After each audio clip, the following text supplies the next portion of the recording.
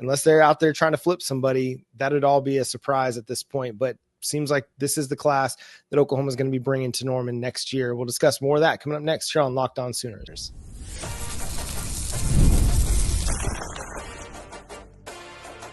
You are Locked On Sooners, your daily podcast on the Oklahoma Sooners. Part of the Locked On Podcast Network, your team every day.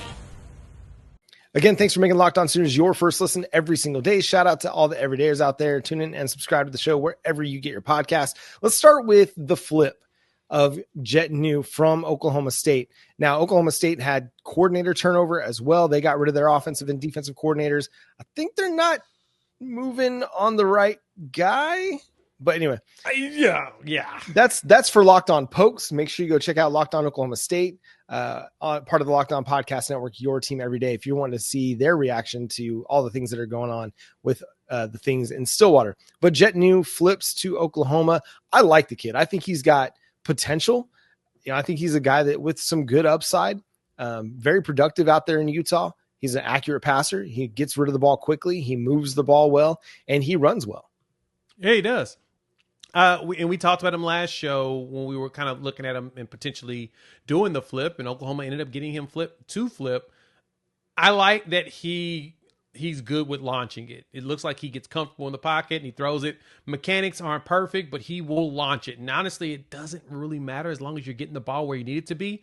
I like his footwork more than anything. His footwork is fine to me. Arm mechanics probably could do better. But again, if he's getting the ball out there and he's making plays with it, he was dropping some dimes, which that was what was impressing me, is because it's not that easy. Even if you can throw just in general, all of us can throw a ball, being able to put the ball in the spots he was putting it to where his wide receivers can catch it and it was either them catching or it was going out of bounds in a lot of situations.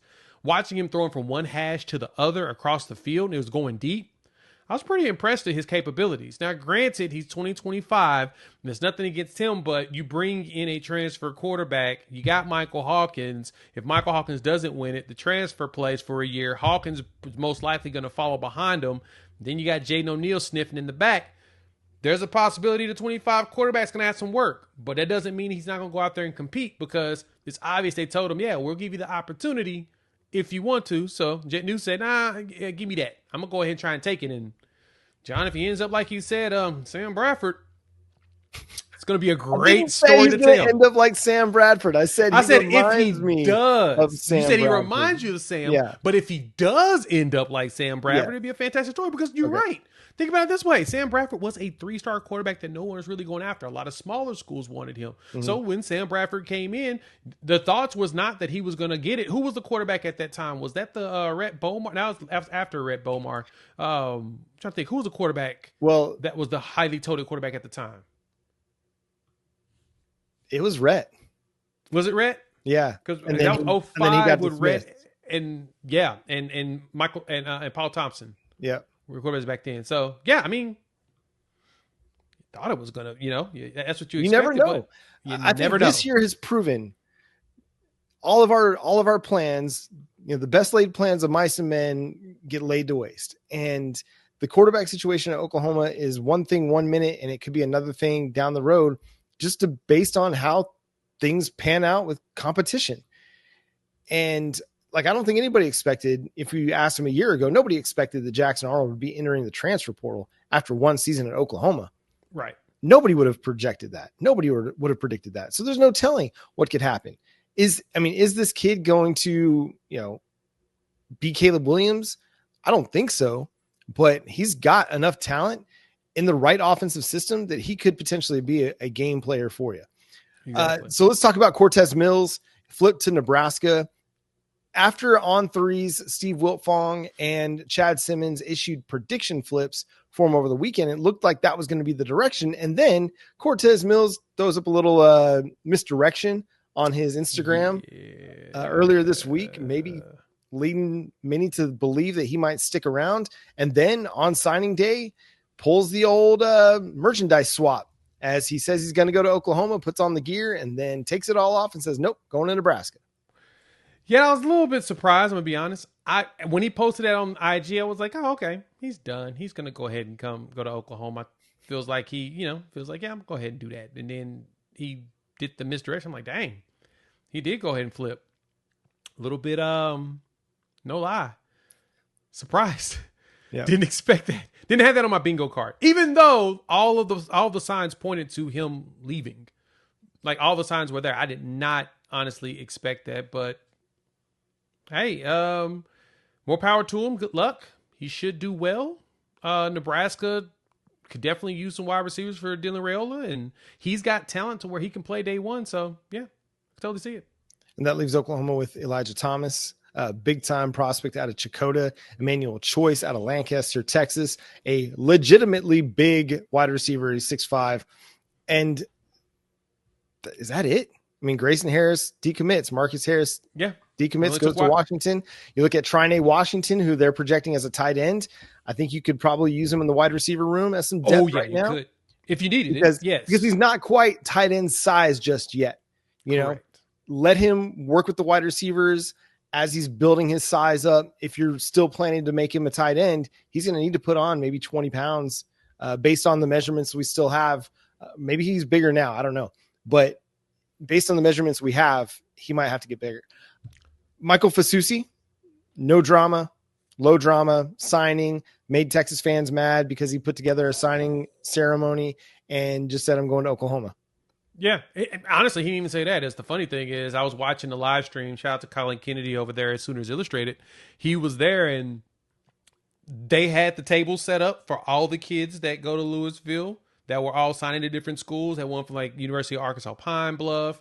You had Fusi as well as Sean Hutton, the PWO, the offensive lineman is also joining him. They had another player. I couldn't see the school name on that one. It was a little choppy as far as the visuals, but basically his entire area was decorated with like Oklahoma Sooner stuff. Boomer Sooner had the red and white like blanket, and all of that. And it's like, oh, okay. So like he's really not gonna go anywhere. And so they handed the mics over. They all spoke and said thank you to everybody or whatever. Next thing you know, the coach said go ahead and sign. He grabbed his pen, he wrote down, boom, and then he took a picture, and that was it. And it was like, so no theatrics and none of that. No, he comes from the Barry Sanders School of Football Celebration. He takes the football, hands it to the ref, and walks off. There's no celebration. There's no dance. There's no giddy, nothing. He just hands it over and walks away. It was refreshing. And that's what Brent Venables has said numerous times. You recruit your problems. If there's drama in the recruiting, there's going to be drama on the campus. And that's the thing they avoid. Sooner fans may not like to hear this. I'm going to tell you this, John, for real. Oklahoma Sooners fans will not like hearing this. The way that this staff recruits in comparison to others, they do it in a way to make sure that you honestly don't have anything to stress about. Yes, you're going to stress because it's a 5-star. That's no matter what. That's just natural. But Fusi did 0 things to make anybody believe that anything was going to change. Yes, he went to a couple of games, but there's like nothing about him that said he wavered. All of this was drama and theatrics created by insiders. It honestly felt like it was generating clicks, and that was it. Because Fusi never said anything. He just kept saying, we cool, we chilling over here, we vibing over here. It's all he kept saying. And then what did he do? Sign a piece of paper. That was it. Granted, with all of when you fired Seth Luttrell, kind of made things uneasy on offense. So I understood why he made those trips. And for him, it was literally this. Bill Beatonbow's there. I'm there.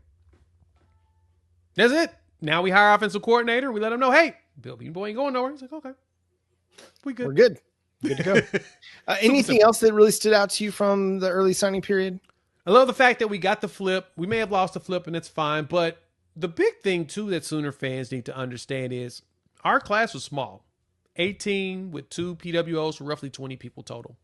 And you may be wondering why we took such a small class. And Brent Venables mentioned this. We talked about this on numerous shows, but for the uninitiated that have missed it, Brent Venables talked about it in his presser on actually Monday and Tuesday, as well as today, the National Signing Day one. He talked about how we had about 81 freshmen and sophomore take snaps this season in a calculation of over 8,000 snaps. Crazy. Probably tops in the country. We played a lot of young people. What does that mean? we're going to have a lot of young people still sticking around. And now we have those roster limits. We're going to have to play this as an NFL model, hence why we've got, Randall Stevenson coming in to help with overseeing things, to help Curtis Lofton with making sure that they got the right resources and preparing for revenue sharing. We have to play the numbers game. And this 105 player roster limit kicks in July. So you start now because people need to find homes. That way, when the spring portal hits, if that's not the right home for them, they can make another move, but they're not stuck or homeless, basically, or, homeless as far as, school that you're going to go to. So you start now, get the players you want, get them to go through spring training. That way, when August hits in the fall and fall camp hits, full speed ahead. So keep that in mind as to why this class is so small. We didn't lose a lot of young players like everybody else. And honestly, we may not lose a lot in the portal outside of the roughly 20 that we have to. Yeah, I don't imagine that we're going to lose a lot of the guys that Brent Venables has recruited. I think a lot of those guys are going to stick. Now, you've already seen Jackson Arnold go to the portal, Jaquays Petaway go to the portal. When the portal officially opens next Monday, I imagine between now and then we're going to see more reports of players that are going to opt to go to the portal, but it's going to be tough out there. There's going to be a lot of kids in the portal. There are typically thousands. There might be double that this year because of all of the roster limitations, and it's going to create even greater parity across college football because guys that couldn't hang at Georgia anymore, they're going to be able to go to Vandy and find a role and maybe earn a role. And it's just going to trickle down from, the top. They're not going to be able to stockpile all those really talented players anymore. It's going to spread the talent out a whole lot more, even more than what NIL and the transfer portal has already done. It's going to diversify the talent even more so.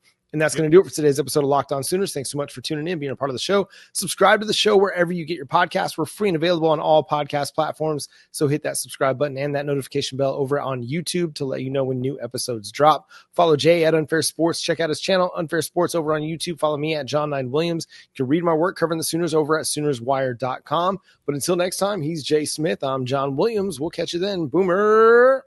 Sooner.